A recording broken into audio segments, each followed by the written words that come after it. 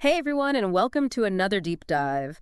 Today we're going to be looking at some seriously weird inventions. Yeah, should be fun. The inspiration for this deep dive is a blog post called 10 Crazy Inventions That Shouldn't Exist But Do.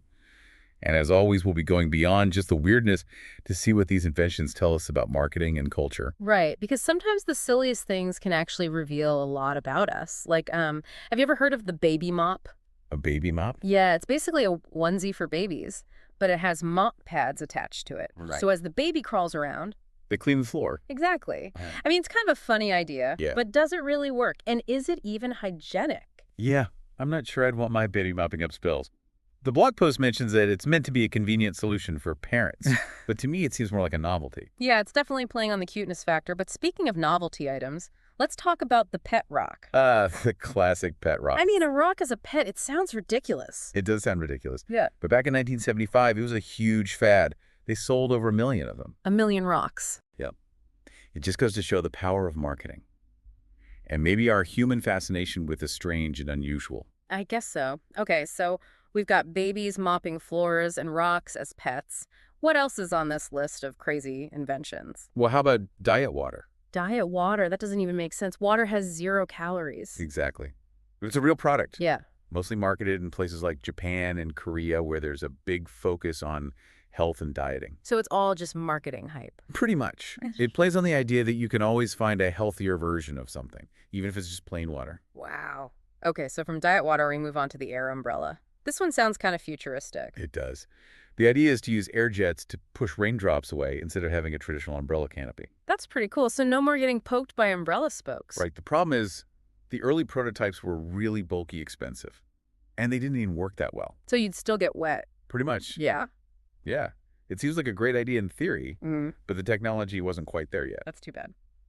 Okay, next up we have the shoe umbrella. This one's kind of cute. Yeah, tiny little umbrellas that attach to your shoes. I can see this being popular in places where people wear expensive shoes and want to protect them from the rain. Right. Like in Yeah. Japan, Yeah. it's definitely a niche product, but I guess if you're really worried about your shoes getting wet, it might be worth it. Yeah, and they are pretty adorable. Okay, now this next one sounds a bit too good to be true. The face slimmer mask. This is one of those products that preys on people's insecurities. It's marketed as a non-surgical facelift. So it's supposed to make your face look thinner. Yeah, but there's no real scientific evidence to back up the claims. I figured as much. It seems like a lot of these inventions are more about the promise than the actual results. Definitely. Marketing plays a huge role in creating demand for these products, even if they don't really do what they claim. Okay, so moving on. We have the USB pet rock. You're kidding, right? Nope, it's real. It's basically a USB stick shaped like a rock. But what does it do? Absolutely nothing. It's a pure novelty item. A joke gift for people who appreciate the absurdity. So it's like the digital version of the original pet rock. Exactly. Just as useless, but in a modern, tech-savvy way. Wow. Okay, what's next? Let's talk about the banana holder. A holder for a banana. Why would anyone need that? Well, I guess some people are really concerned about their bananas getting bruised. But bananas already come with a peel. I know, right? It seems completely unnecessary. But, hey, maybe some people just really love their bananas and want to keep them in pristine condition. I guess. All right, so from banana holders, we go to the selfie toaster. This one's a little out there. Yeah. You put a piece of bread in the toaster and it burns an image of your face onto it. Wait, what? How does that even work? I'm not sure about the technical details, but it definitely plays on our current obsession with selfies and social media. That's crazy, Yeah. but I can see it becoming a popular novelty item. Yeah, it's definitely unique, Yeah. and it's sure to get people talking, which is great for marketing. Okay, last but not least, we have the gold-plated stapler. Now, this is just pure luxury. A regular stapler coated in real gold. How much does something like that even cost? I think it's over $300. Wow, who would spend that much on a stapler? People who want to show off their wealth, I guess. Yeah. It's a status symbol. More about appearances than practicality. That's wild. It's Mhm. amazing how these inventions, as bizarre as they may seem, tell us so much about consumer culture and our fascination with the unusual. It's true. Yeah. They make you think about what drives people to buy certain products, whether it's practicality, novelty status, or just the desire to have something different. We've definitely covered some interesting ground in this deep dive, but we're just getting started. Stay tuned for part 2, where we'll explore the line between innovation and weirdness and the role of marketing in shaping our desires. Welcome back, everyone. We're continuing our deep dive into crazy inventions. Yeah. And I'm thinking about something. Where's that line What line? between a genuinely good idea and something that's just plain weird? That's a good question. It can be tough to tell sometimes. Like, is it just about being different? Or does a real invention have to solve a problem? I think it's a combination of things. Sometimes an idea seems strange at first, but then it turns out to be revolutionary. Yeah, like the internet. When it first came out, a lot of people thought it was just a fad. Exactly. And now we can't imagine life without it. Yeah, So yeah, sometimes you need to look beyond the initial weirdness. I guess so. But how do we tell the difference between something that's truly innovative and something that's just wacky for the sake of being wacky? Well, functionality is definitely important. Yep. Does the invention actually do something useful? Like the baby mop. It's kind of a funny idea, but is it really practical? Yeah. And is it hygienic? I mean, babies put everything in their mouths. Right. Not sure I'd want my baby mopping up spills with their clothes. Me neither. Yeah. On the other hand, the pet rock, Yeah. that was pure novelty. No practical use whatsoever. But it was a huge success. It was. It shows you that sometimes people just want something fun and different. Marketing played a big part in that too. Definitely. They made a rock seem like the must-have item of the year. And that brings us to another important point. Even if an invention is a good idea, it needs to be well designed and easy to use. Yeah, if it's too complicated or breaks easily, people won't buy it. Exactly. A good invention has to solve a problem or fill a need. And it has to be something that people actually enjoy using. Speaking of needs, do you think consumers have a responsibility to be more discerning about the products they buy? Absolutely. Right. Our choices have a huge impact on what gets produced and what doesn't. If we keep buying gimmicky products, then companies will keep making them. Right. We need to be more conscious of where we're spending our money and what message that sends. So it's not just about whether an invention is cool or weird, it's also about whether it's something that we actually need and want in our lives. Exactly.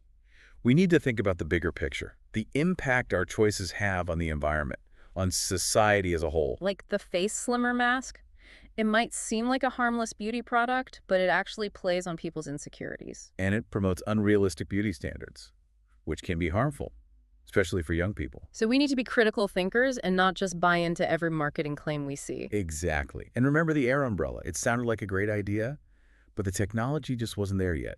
And it ended up being a bit of a flop. It shows that even if an invention has potential, it still needs to be executed well. And sometimes even simple ideas can be questionable, like the banana holder. Yeah. Do we really need a special container to protect our bananas? It seems like we're always looking for ways to make things more complicated. But then again, maybe it's just about personal preference. Some people might find it really useful. I guess so. It all comes down to what we value as individuals. And how those values are reflected in the products we choose. It's fascinating to see how technology is driving so much innovation, like the selfie toaster. It's ridiculous, but also kind of brilliant. Yeah. It taps into our love of personalization and social media. Yeah, and the gold-plated stapler, that's just pure luxury. It shows how even mundane objects can become status symbols It's all about image and perception. and the desire to stand out from the crowd. It's amazing how these inventions really do reflect our desires and motivations as humans. They're a window into our collective psyche. So, as we continue to explore these crazy inventions, I think it's important to remember that there's always more to the story. They're not just objects. They're reflections of ourselves and the world we live in, And they can tell us a lot about where we are as a society. and where we might be headed. And we're back for the final part of our deep dive into the world of crazy inventions. We've seen some pretty wild stuff, but now it's time to hear from you, our listeners. We've got some great questions lined up, so let's jump right in. All right, first up, we have a question from Sarah in Seattle. She asks, of all the inventions we talked about, which one has the most potential to make a positive impact on the world? That's a tough one. There are a lot of interesting possibilities, but I think I'd have to go with the air umbrella. The air umbrella. Yeah, think about it.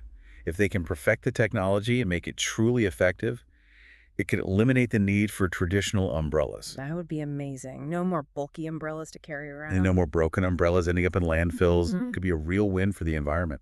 I like the way you think. Okay, next question. This one comes from David in Denver.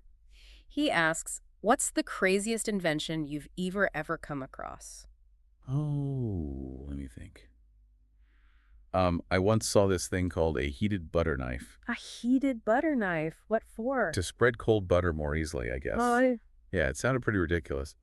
But I have to admit, I was kind of tempted to buy it. So did you. No, I resisted. I figured I could just soften the butter at room temperature. Yeah, that's probably a better solution. All right, one last question. This one's from Maria in Miami. She asks, what advice would you give to someone who has a crazy invention idea but doesn't know where to start? Great question, Maria. First of all, I'd say don't be afraid to think big. Let your imagination run wild. Yeah, the best inventions often start with a crazy idea. Exactly. And do your research. See if there are any similar products out there.